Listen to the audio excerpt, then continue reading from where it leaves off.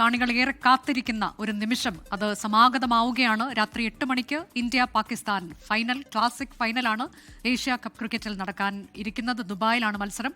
9ാം കിരീടം ലക്ഷ്യമിട്ടാണ് ഇന്ത്യ ഇറങ്ങുന്നത്. അനിൽ വാസുദേവ്, സ്പോർട്സ് ഡെസ്കിൽ നിന്ന്. അനിൽ, നമ്മളൊക്കെ കാത്തിരുന്ന ഒരു നിമിഷം അത് വരാറായിരിക്കുന്നു. ഇനി ഏതാനും മണിക്കൂറുകൾ മാത്രമാണ് ബാക്കിയുള്ളത്. ഈ ഏഷ്യ കപ്പ് ക്രിക്കറ്റിന്റെ ചരിത്രത്തിൽ തന്നെ ഇത് ആദ്യമായാണ്. 40-41 വർഷത്തെ ചരിത്രമുണ്ട്. അതിലാദ്യമായാണ് ഇന്ത്യയും പാകിസ്ഥാനും ഏറ്റുമുട്ടുന്നത് എന്നൊരു പ്രത്യേകതയുണ്ട്. ഇപ്പോൾ ഇതിനോടകം തന്നെ ഗ്രൂപ്പ് ഘട്ടത്തിലും സൂപ്പർ ഫോറിലും ഈ രണ്ട് രാജ്യങ്ങളും ഏറ്റുമുട്ടി.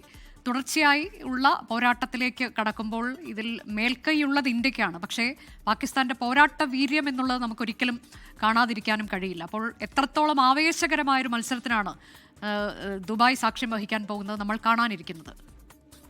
Good evening Anuja. പറഞ്ഞതുപോലെ തന്നെ ഏറ്റവും കൗതുകം അത് തന്നെയാണ്. 41 വർഷമായി ഏഷ്യ കപ്പ് തുടങ്ങിയിട്ട്. അതിനുശേഷം ഏഷ്യയിലെ തന്നെ നമ്പർ 1 ടീമുകൾ, അല്ലെങ്കിൽ ഏഷ്യയിലെ തന്നെ ടോപ്പ് ടീമുകളായ പാകിസ്ഥാനും ഇന്ത്യയും ഇന്നേ വരെ ഫൈനലിൽ ഏറ്റുമുട്ടിയിട്ടില്ല എന്നുള്ളത് ഒരു വിചിത്രപരമായുള്ള ഒരു കൗതുകകരമായ ഒരു ഫാക്റ്റാണ്. പക്ഷേ ആ 4 പതിറ്റാണ്ടിന് ശേഷമുള്ള കാത്തിരിപ്പിനൊടുവിൽ ആരാധകർ കാത്തിരിക്കുന്ന ആ ക്ലാസിക് പോരാട്ടം ഇന്ന് ദുബായിൽ അരങ്ങേറാൻ പോവുകയാണ്. 8 മണിക്കാണ് മത്സരം, 7:30-ക്കാണ് ടോസ്. പതിവിലും വീറും വാശിയും ഒക്കെ തന്നെ ഇത്തവണത്തെ ഏഷ്യ കപ്പ് ഫൈനലിലുണ്ട്. കാരണം പഹൽഗാം ഭീകരാക്രമണത്തിന് പിന്നാലെ ഇരു രാജ്യങ്ങളും തമ്മിലുള്ള നയതന്ത്ര ബന്ധം വല്ലാത്ത രീതിയിൽ വഷളായിരുന്നു. അതിനുശേഷം ഈ ടൂർണമെൻറ്റ് തന്നെ നടക്കുമോ എന്ന കാര്യത്തിൽ വലിയ സംശയങ്ങളുണ്ടായിരുന്നു. ഒടുവിൽ ഇന്ത്യയിൽ നടക്കേണ്ടിയിരുന്ന ടൂർണമെൻറ്റ് UAE-യിലേക്ക്, ദുബായിലേക്കൊക്കെ തന്നെ പറിച്ചു നടുകയാണ് ഉണ്ടായത്. അവിടെ മത്സരിക്കുമ്പോഴും ഇന്ത്യ ഒരു വാക്ക് പോലും പറയാതെ, ഒന്ന് കൈകൊടുക്കാൻ പോലും തയ്യാറാവാതെയാണ് പാകിസ്ഥാനോട് മുഖം തിരിച്ചു നടന്നത്. അത് വലിയ വിവാദങ്ങളിലേക്ക് നയിച്ചു. ഹസ്തദാന വിവാദം എന്ന പേരിലാണ് അത് ക്രിക്കറ്റ് ലോകത്ത് ഇനി അറിയപ്പെടാൻ പോകുന്നത്. ഇന്ത്യ കൈകൊടുത്തില്ല, പാകിസ്ഥാനെ തീർത്തും അവഗണിച്ച് പോവുകയാണ് ഉണ്ടായത്.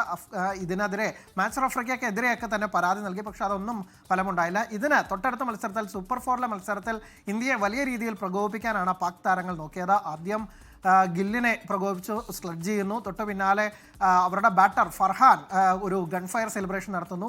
ബൗളിങ്ങിൻ്റെ അവരുടെ ഫീൽഡിംഗ് സമയത്ത് ഹാരിസ് റൌഫ് ഇന്ത്യയുടെ 6 യുദ്ധവിമാനങ്ങൾ തകർത്തു എന്ന തരത്തിലുള്ള ഒരു ആംഗ്യം കാണിക്കുന്നു. അങ്ങനെ എല്ലാ തരത്തിലും ഇന്ത്യയെ ഒരു പ്രകോപിപ്പിക്കാൻ നോക്കിയെങ്കിൽ പോലും കളത്തിൽ ഇന്ത്യയാണ് മികച്ചു നിന്നത്. 2 മത്സരത്തിലും ഇന്ത്യ ജയിച്ചത്.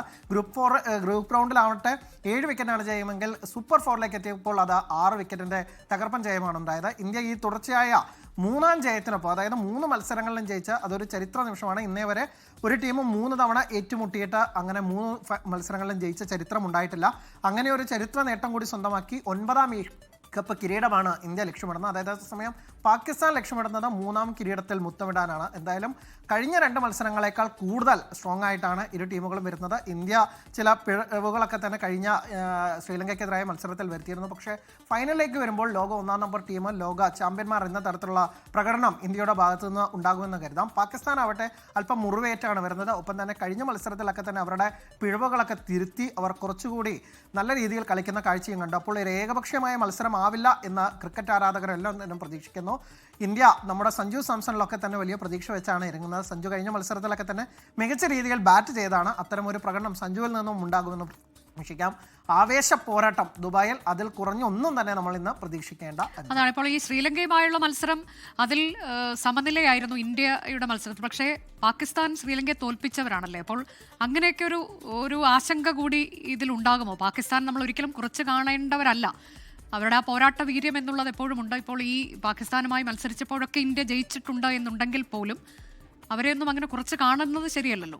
തീർച്ചയായിട്ടും ഈ ടൂർണമെന്റ് തുടങ്ങുന്നതിന് തൊട്ട് മുമ്പ് ഒരു മാധ്യമപ്രവർത്തകരിൽ നിന്ന് ചോദ്യം, സൂര്യകുമാർ യാദവിനോട് വന്ന ചോദ്യം, നിങ്ങളാണല്ലോ ഫേവറേറ്റ്സ്, നിങ്ങളല്ലേ കപ്പടിക്കുക എന്ന് ചോദിച്ചപ്പോൾ ആരും തന്നെ ഫേവറേറ്റ്സ് അല്ല, ക്രിക്കറ്റാണ്, എന്താണ് എപ്പോഴാണ് സംഭവിക്കുക എന്ന കാര്യത്തിൽ യാതൊരു തർക്കവും വേണ്ട എന്ന് തോന്നുന്നു. പിന്നീട് ഈ ഹസ്തദാന വിവാദത്തിന് ശേഷം സൂര്യകുമാർ യാദവ് ഒന്നുകൂടി കടുപ്പിച്ചു. ഒരുപക്ഷെ പാകിസ്ഥാനെ കളിയാക്കിക്കൊണ്ട് പറഞ്ഞത്, ഞങ്ങളെ ഇനി എതിരാളികൾ ചിരവൈരികൾ എന്നൊന്നും വിളിക്കേണ്ട, കാരണം ഞങ്ങൾക്ക് എപ്പോഴും അപ്പർ ഹാൻഡ് ഉണ്ട് എന്നുള്ളത്. ഇതൊക്കെ തന്നെ പാകിസ്ഥാനെ വല്ലാത്ത രീതിയിൽ പ്രകോപിപ്പിച്ചിട്ടുണ്ട് എന്ന കാര്യത്തിൽ യാതൊരു തർക്കവുമില്ല. ഇന്നലെ വാർത്താ സമ്മേളനത്തിന് മുമ്പ് ഇന്ത്യക്കെതിരെ എങ്ങനെ ജയിക്കണമെന്ന് ഇപ്പോൾ ഞങ്ങൾക്ക് കൃത്യമായി അറിയാമെന്നുള്ള വലിയൊരു അവകാശവാദവുമായിട്ടാണ് പാകിസ്ഥാൻ നായകൻ സൽമാൻ അലി ആഗ രംഗത്തെത്തിയിരിക്കുന്നത്. ഇന്ത്യയുടെ ബാറ്റർമാരെ, ഇന്ത്യയുടെ പ്രത്യേകിച്ച് അഭിഷേക് ശർമ്മയൊക്കെ തന്നെ എങ്ങനെ കൂട്ടാം എന്ന തരത്തിലൊക്കെ തന്നെ ഞങ്ങൾക്ക് പ്ലാൻ ഉണ്ട് എന്ന തരത്തിലാണ് ഇന്നലെ. ശരി, ഒരു കാര്യം കൂടി, ഇപ്പോൾ ഇന്ത്യയുടെ ഏറ്റവും മികച്ച 11 പ്ലേയിങ് 11 ആയിരിക്കും എന്നുള്ളതിൽ തർക്കമില്ല. സഞ്ജു സാംസൺ ഉണ്ടാകുമോ എന്ന ചോദ്യം, ഹാർദിക് പാണ്ഡ്യയുടെ പരുക്ക്, അതൊക്കെ വലിയ പ്രശ്നമാണല്ലോ.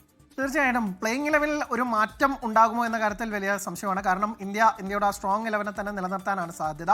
എന്തെങ്കിലും ഒരു പ്രശ്നം ഉണ്ടാവുകയാണെങ്കിൽ ഇന്ത്യക്ക് ഒരു ഒറ്റ സ്പെഷ്യലിസ്റ്റ് പേസറുമായിട്ടാണ് ഇന്ത്യ കളിക്കുന്നത്. അത് ജസ്പ്രീത് ബുംറയാണ്. 3 സ്പിന്നേഴ്സ്, ഒപ്പം തന്നെ ഹാർദിക് പാണ്ഡ്യ, ശിവൻ ദൂബെ ഒരു പാർട്ട് ടൈം പേസർ എന്ന തരത്തിൽ അദ്ദേഹത്തിനെ കണക്കാക്കാൻ പറ്റുള്ളൂ, അല്ലെങ്കിൽ ഓൾറൗണ്ടർ എന്ന തരത്തിൽ. അപ്പോൾ ആ തരത്തിൽ ഒരു മാറ്റം മാത്രമാണ് ഇന്ത്യൻ ടീമിൽ പ്രതീക്ഷിക്കേണ്ടത്. പരിക്കിന്റെ കാര്യം ചോദിച്ച പോലെ തന്നെ ഹാർദിക് പാണ്ഡ്യ ഫിറ്റാണ്. ഒപ്പം തന്നെ ഒരു ആശങ്ക ഉണ്ടായിരുന്നത് അഭിഷേക് ശർമ്മയുടെ കാര്യത്തിലാണ്. പക്ഷേ ഇന്നലെ വാർത്താ സമ്മേളനത്തിൽ ഇന്ത്യൻ കോച്ച് പറഞ്ഞിരുന്നു അഭിഷേകിന് പ്രശ്നങ്ങളൊന്നുമില്ല. ഇന്ത്യ എന്തായാലും ഇന്ത്യയുടെ സ്ട്രോങ് 11 തന്നെയാണ് ഇറങ്ങുക. സഞ്ജുവിനും ടീമിൽ സ്ഥാനം ഉറപ്പാണ്. പ്രത്യേകിച്ച് കഴിഞ്ഞ മത്സരത്തിൽ 5-ാം നമ്പറിൽ ഇറങ്ങിയിട്ടും സഞ്ജു മിന്നി കളിച്ചത്. സഞ്ജു സാംസൺ കളിക്കും ഉറപ്പാണ് എന്നുള്ളതാണ് അനിൽ വാസുദേവ് നൽകിയ വിവരം.